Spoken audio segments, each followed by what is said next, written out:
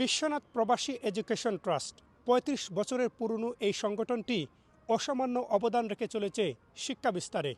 এর সদস্য সংখ্যা বর্তমানে প্রায় ৬ শতাধিক, আর ফান্ডে রয়েছে প্রায় ৮ কোটি টাকা। দরিদ্র অসহায় শিক্ষার্থীদের কল্যাণে এই সংগঠনটির অবদান অতুলনীয়। ব্রিটেনে বসবাসরত বিশ্বনাথের দলমত নির্বিশেষে অনেক প্রবাসী এই সংগঠনের সাথে সম্পৃক্ত।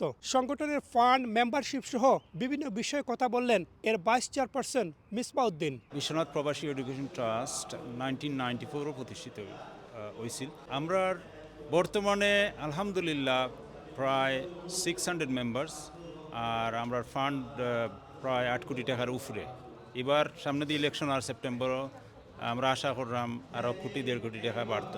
আপনারা শুনিয়া খুশি বা এই পর্যন্ত প্রায় আমরা 40 জনের মতো মেডিকেল স্টুডেন্ট, এরপরে আমরা যারা বিভিন্ন সরকারের গুরুত্বপূর্ণ পদে তারা আসেন, তারা আমার কাছ থেকে রেগুলারলি মান্থলি কেউ 4 বছর, কেউ 5 বছর 5,000 টাকা করে আমরা ফান্ডিং দিয়ে গেছি।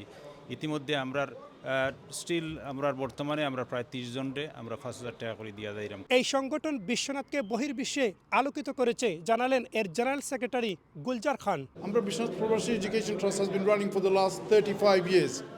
Our main objective is to help our underprivileged students in Bangladesh who can't afford to go into further and higher education. So this trust has been helping them to go further, accelerate in the higher education. And from this trust, we've had doctors, engineers, judges, and many other accountants. So alhamdulillah, it's with the support of our people from here. সংগঠনের মূলধন প্রতি বছর বেড়েই চলেছে জানালেন এর treasurer Akhlakur Rahman.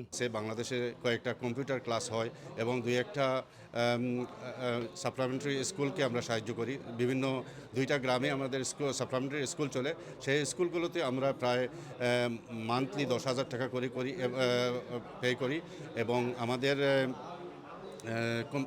Computer class সহ আরও বিভিন্ন প্রোগ্রামে আমরা মান্থলি 30,000 টাকার মতো খরচ করি। এই সব মিলিয়ে আমাদের প্রায় গত 2 বছরে প্রায় 1 কোটি 10 লাখের মতো আমরা খরচ করেছি। আজকে যেহেতু আমরা ওল্ডাম শহরে আসছি, এখানে অনেক ট্রাস্টি যারা অনেক বিশ্বনাথী ভাইয়েরা যারা ট্রাস্টিশিপ নেবেন বলে প্রতিশ্রুতি দিয়েছেন। আমি আশা করব আরও যারা অনেক বিশ্বনাথী ভাইয়েরা আছেন এখানে, আমি অনুরোধ করব তারাও এগিয়ে আসলে আমাদের টার্গেটটা আমরা হয়তো আরও বেশি করতে পারবো।